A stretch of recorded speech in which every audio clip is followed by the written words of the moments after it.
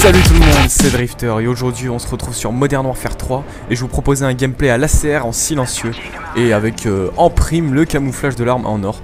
Donc il est clair que le jeu je l'ai pas lâché depuis sa sortie et je dois y passer minimum 5 heures par jour, je dis bien minimum hein.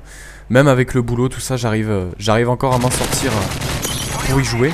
Donc là je vais faire une tentative Moab. Comme ça l'a été expliqué sur Code QG, la définition de Moab, Mother of All Bomb, ce qui signifie la mère de toutes les nuls. Donc ça c'est juste un petit récapitulatif pour ceux qui n'auraient pas suivi cette vidéo. Donc pour moi ça a été une grande surprise hein, quand j'ai vu la vidéo de Tizo qui était sortie. Je pensais vraiment pas qu'il y aurait de bombes nucléaires, on va appeler ça une nuque hein, pour faire penser à l'ancien temps. Donc ouais, j'étais vraiment très étonné. Donc quand j'ai vu cette vidéo de Tizo justement, je me suis dit il faut absolument que je tente d'en faire une. C'est obligé. Sur Modern Warfare 2 c'était vraiment ce qui m'amusait le plus, c'était de faire des nukes.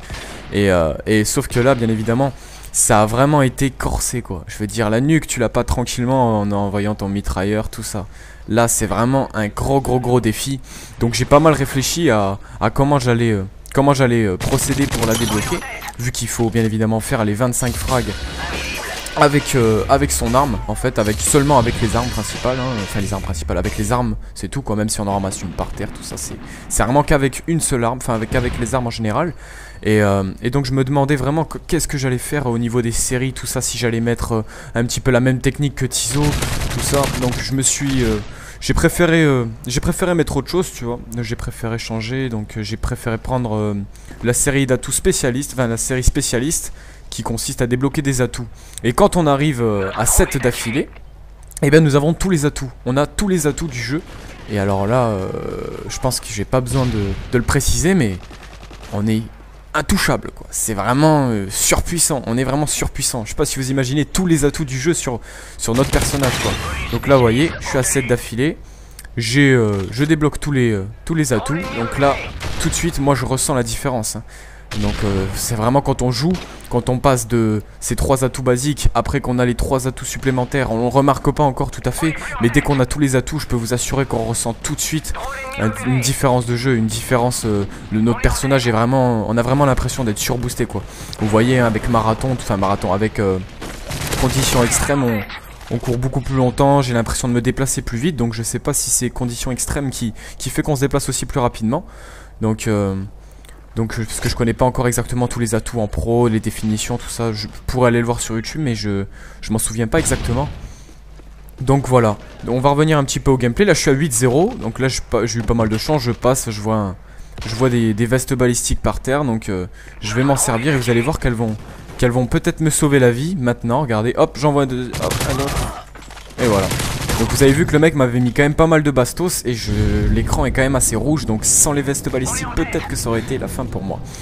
Donc on va continuer tout ça, je vais pas vous dire bien évidemment le résultat de cette partie, je vais vous laisser le voir par vous-même.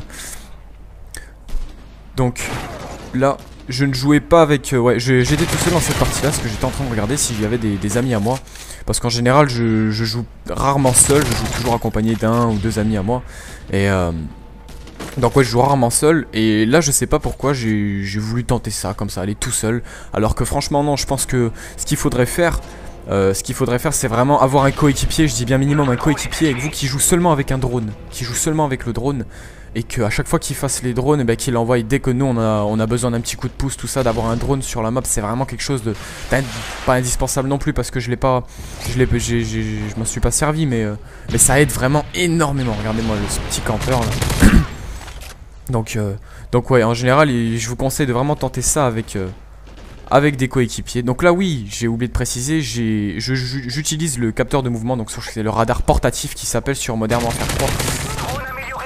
Donc ouais, j'utilise le radar portatif et franchement il m'aura vraiment bien aidé. Comme vous voyez là, grâce à ça j'ai pu détecter qu'il y avait un ennemi. Et là hop, petit coup de bol, le mec était revenu sur ses pas. Donc j'ai eu un bon petit réflexe. Mais il faut dire que j'étais vraiment dans cette partie là, j'étais vraiment concentré à l'extrême quoi. J'étais à 100%. Donc là je me baladais un petit peu vers le respawn ennemi, tout en étant invisible au drone, invisible au capteur cardiaque, insensible aux explosions. C'est vraiment le plus discrètement possible. Et l'arme bien évidemment en silencieux. Et comme vous voyez, grâce à Pillard, j'ai toujours mes munitions au maximum. Donc franchement Pillard, depuis même Modern Warfare 2 je m'en servais tout le temps. Black Ops je ne m'en servais pas du tout parce que j'en voyais pas trop l'intérêt, hein. Si c'était pour faire 11 kills d'affilée, pas spécialement besoin d'avoir pillard quoi. Donc ouais, sur Black Ops je m'en servais vraiment pas du tout. Et là vous voyez je suis à 168, toujours 168 munitions. J'ai vraiment pas de problème quoi. Donc allez on continue. Donc là qu'est-ce que je vais faire exactement? Je me souviens plus trop comment la partie va se dérouler. Pourtant j'ai dû la re-regarder une ou deux fois. Mais ouais je me souviens plus exactement. Donc vous voyez même avec le score que je suis en train de faire, notre équipe est quand même en train de perdre quoi. Donc ça c'est un petit peu chiant. Et là vous avez vu j'ai tué le mec et j'ai eu un bonus spécialiste. Donc je sais pas si j'ai pas fait attention si le bonus spécialiste s'activait au bout de certains kills. Par exemple si on faisait tous les 5 kills avec les atouts spécialistes dans notre série, ça nous donnait des bonus en plus. Mais je trouve ça vraiment très sympa. Donc ouais les atouts spécialistes j'étais vraiment pas chaud à la base. Je me suis dit que ça servait pas à grand chose, que c'était pas très intéressant, que ça en valait pas spécialement la peine. Mais franchement vous avez une sensation de jeu qui est exceptionnelle. Quand vous avez tous les atouts vous avez une sensation de jeu unique. Et c'est vraiment très agréable. Donc je m'attendais pas à faire un si gros score avec enfin une si grosse série avec des atouts justement de spécialistes. Ça m'a vraiment très impressionné. Donc là je sais plus à combien je suis exactement. Je dois être à 21 me semble que je suis. Et alors là je peux vous assurer que j'ai retrouvé enfin les sensations de ma première bombe nucléaire sur Modern Warfare 2. Même pire, j'avais le cœur qui battait, une pression, mais une sensation incroyable. Vraiment, je pense qu'il n'y a que ce genre de jeu qui peut vous procurer de telles sensations, de stress et en même temps de... Je sais pas. Donc voilà, là je pensais que j'allais avoir la nuque, et non. Je suis à 23, donc il m'en manque un vu que je suis en détermination. Attention, c'est mon dernier kill, il me reste vraiment qu'un seul kill à faire. Donc là la pression, je peux vous assurer que vous n'avez pas plus de pression, c'est pas possible. C'est pas possible de ressortir autant de stress. Franchement j'avais le cœur qui battait à 100 à l'heure.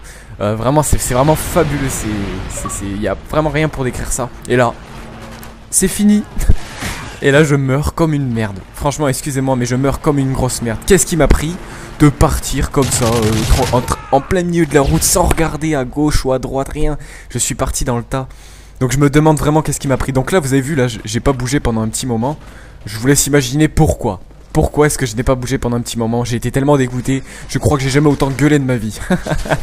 Et regardez, le même mec revient juste après et il me retue une deuxième fois. Donc je vous jure, je crois que j'ai jamais... Je me demande si j'ai déjà autant gueulé de ma vie. Parce que là, au moins pendant 5 minutes, je gueulais. Même en jouant, là, j'étais en train de gueuler. J'étais tellement dégoûté que j'étais en train de gueuler, mais tout le temps.